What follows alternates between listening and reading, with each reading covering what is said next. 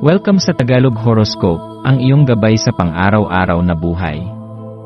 Hatid namin ang pinakadetalyadong horoscope na magsisilbing gabay mo sa pera, trabaho, pag-ibig, kalusugan, at swerte. Naway magtagumpay sa buhay ang lahat ng ating tagapakinig at subscribers sa buong mundo. Maraming salamat sa pag-subscribe at tanggapin ang siksik, liglig, at umaapaw na biyayang hatid ng Tagalog Horoscope. Ito ang iyong pang-araw-araw na horoscope para sa Scorpio para sa Abril 30, 2025. Sa petsang ito ng Abril 30, Scorpio, isang tahimik ngunit makapangyarihang paanyaya ang hatid ng kalawakan, ang yakapin ang katahimikan at pag-iisa bilang isang daan patungo sa tunay na paghilom. Hindi na bago sa iyo ang paghahanap ng kapanatagan sa gitna ng pag-iisa, lalo na sa mga panahong ikaw ay nasasaktan. Subalit ngayon, ang katahimikan ay hindi lamang isang kanlungan ng sakit, kundi isa ring pintuan patungo sa panibagong landas ng pag-unawa at muling pagtuklas sa sarili. Sa bawat hakbang mo ngayong araw, pagtuunan mo ng pansin kung paanong ang mga damdaming hindi mo inaasahan, gaya ng pagkalito, lungkot, o kahit pangamba, ay may kapangyarihang baguhin ang takbo ng iyong araw, o mas malawak pa, ng iyong pananaw sa buhay. Sa mga sandaling ikaw ay tahimik at mag-isa, doon mo maririnig ang pinakamatapat na tinig ng iyong puso, mga tinig na tila matagal nang nananahimik, ngunit sabik na muling marinig. Ang katahimikan na dati mong pinakaiwasan ay maaaring maging kasangkapan ng iyong pagbangon. Minsan, sa gitna ng maraming ingay, nawawala ang direksyon ng ating isipan at damdamin. Ngunit sa oras ng lubos na katahimikan, unti-unting lumilinaw ang mga sagot na matagal mo nang hinahanap. Ang araw na ito ay nagsisilbing paalala na ang kalinawan ay hindi laging dumarating sa anyo ng kasagutan mula sa ibang tao, kundi sa anyo ng sariling pagmumuni-muni. Sa katahimikan, doon mo matutuklasan ang mga sagot na galing mismo sa iyong kaluluwa. Kaya't hayaan mong maglakbay ang iyong isipan, hindi sa labas kundi sa loob, sa mga alaala, sa mga pangarap na iyong tinalikuran, at sa mga paniniwalang gusto mong yakapin muli. Hindi mo kailangang sagutin lahat ng tanong sa araw na ito. Ang mahalaga ay maramdaman mong may saysay ang iyong nararamdaman, at ang mga damdaming iyan ay may dalang mensahe para sa iyo. Habang dumarampi ang enerhiya ng pagninilay at katahimikan sa iyong araw, isang makapangyarihang paalala rin ang umuusbong. Ang tunay na lakas ay hindi palaging nakikita sa mga hakbang na matatag o sa mga salitang malalakas, kundi sa kakayahang tumahimik, maghintay, at makinig. Kung ikaw ay naliligaw o naguguluhan sa kasalukuyan, yakapin mo ang pagkakataong ito para magnilay. Gamitin ang katahimikan bilang pintuan patungo sa iyong panloob na mundo. Tanungin ang iyong sarili, ano ba talaga ang nagpapasaya sa akin? Saan ako tinatawag ng aking damdamin? Anong bahagi ng sarili ko ang nais ko ng paghilumin?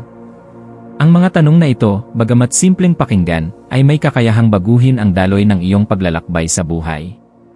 Kaya't ipikit mo ang iyong mga mata, huminga ng malalim, at hayaang maramdaman mo ang bawat pintig ng iyong puso bilang isang hakbang patungo sa mas malalim na pag-unawa.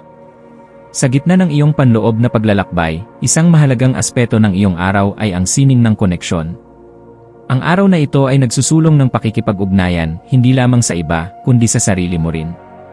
Sa panahon kung saan ang damdamin ng pagkakahiwalay ay madalas lumilitaw, isang magandang paalala ang dumating. Ang pagbubukas ng sarili sa ibang tao ay hindi nangangahulugang isinuko mo ang iyong katahimikan, kundi pinayaman mo ito sa pamamagitan ng pagkakaroon ng kahati. Ngayong araw, pagtuunan mo ng pansin ang mga koneksyon sa iyong buhay, sa pamilya, kaibigan, o kasamahan.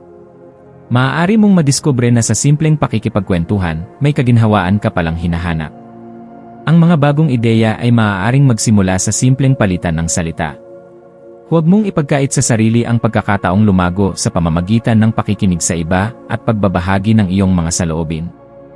Ang iyong likas na talas ng pag-isip at pag-usisa ay isang regalong dapat mong gamitin upang paigtingin ang ugnayan mo sa mga taong maaaring magbigay ng bagong pananaw at inspirasyon sa iyo. Ang balanse sa pagitan ng pag-iisa at pakikipag-ugnayan ay siyang tunay na hamon ng araw na ito. Ngunit kung iyong maisa sa katuparan nito, makakamit mo ang mas mataas na level ng kaalaman tungkol sa sarili mo.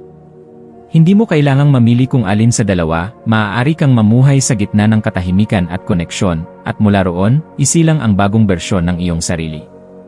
Hayaan mong ang iyong likas na pagiging mausisa at malalim mag-isip ay mag-udyok sa iyo upang pumasok sa mundo ng iba habang pinananatili mong buo ang iyong panloob na katahimikan.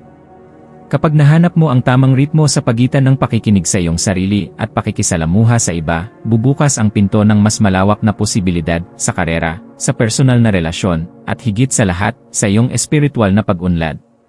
Ngayong araw, napapanahon upang bigyan mo rin ng pansin ang mga aspeto ng iyong kabuuang kalusugan. Ang iyong katawan ay nangangailangan din ng pagmumuni-muni, hindi lamang ang isipan. Maaaring simple lamang ang mga hakbang, gaya ng maikling paglalakad sa umaga, pag-inom ng sapat na tubig, o pagpili ng masustansyang pagkain, ngunit ang epekto nito ay malawak. Sa paggawa ng maliliit na desisyon na pabor sa iyong katawan, sinusuportahan mo rin ang kapakanan ng iyong isip at damdamin. Ito ay paalala na ang ating pisikal na kalagayan ay hindi hiwalay sa ating emosyonal at espiritual na anyo. Kaya't alagaan mo ang iyong sarili hindi lamang sa mga oras ng sakit, kundi lalo na sa mga panahong ikaw ay tahimik at tila walang nangyayari, sapagkat sa mga sandaling iyon, unti-unting tumutubo ang bagong lakas sa iyong kalooban. Ang maswerteng kulay mo ngayong araw ay kulay lilang malalim, isang kulay na sumisimbolo sa karunungan, katahimikan, at koneksyon sa mas mataas na kamalayan. Mainam itong isama sa iyong pananamit o paligid upang palakasin ang enerhiya ng iyong araw. Ang maswerteng numero mo ay 9, 11, at 23, mga numerong nagsasaad ng pagtatapos ng lumang kabanata at pagsisimula ng bago. Para sa maswerteng gawain ngayong araw, subukang magsulat sa isang journal ng iyong mga damdamin, saloobin, at obserbasyon, hindi upang mabasa ng iba, kundi upang maunawaan mo ang sarili mo ng mas malalim. Maaari mo ring subukan ang isang gawain tahimik ngunit makabuluhan, gaya ng pagtatanim, pag-aayos ng iyong espasyo, o simpleng pakikinig sa instrumental na musika habang nagmumuni-muni. Bilang panghuli, Scorpio, ang araw na ito ay hindi tungkol sa paggawa ng malaking pagbabago, kundi sa maliliit na sandaling may saysay, mga sandaling ikaw ay tahimik, ngunit gumagalaw sa loob. Yakapin mo ang pag-iisa, ngunit huwag mong ipagkait sa sarili ang karapatang makipag-ugnayan. Damhin mo ang bawat paghinga, bawat tibok ng iyong puso, bilang patunay na ikaw ay buhay, at ang bawat araw, gaya na ngayon, ay isang paanyaya upang piliin ang paghilom, pag-unlad, at pag-ibig. Sa katahimikan, makikita mo ang landas. At sa landas na iyon, ikaw ay palaging may kasamang liwanag ng iyong sariling karunungan. Patuloy kang magtiwala sa iyong kakayahan. Tandaan mo, hindi mo kailangang maging perpekto, sapat nang ikaw ay totoo. Sa pagtatapos ng araw, hayaang ang kapayapaan ang manaig. Ang iyong paglalakbay ngayon ay mahalaga, hindi dahil sa dami ng iyong ginawa, kundi sa lalim ng iyong pagkaunawa sa sarili. Sa pagharap mo sa mga susunod na araw, dalhin mo ang karunungang natutunan mo ngayon, tahimik man o puno ng usapan, ang puso mong bukas sa paghilom ay sapat na upang baguhin ang takbo ng iyong mundo.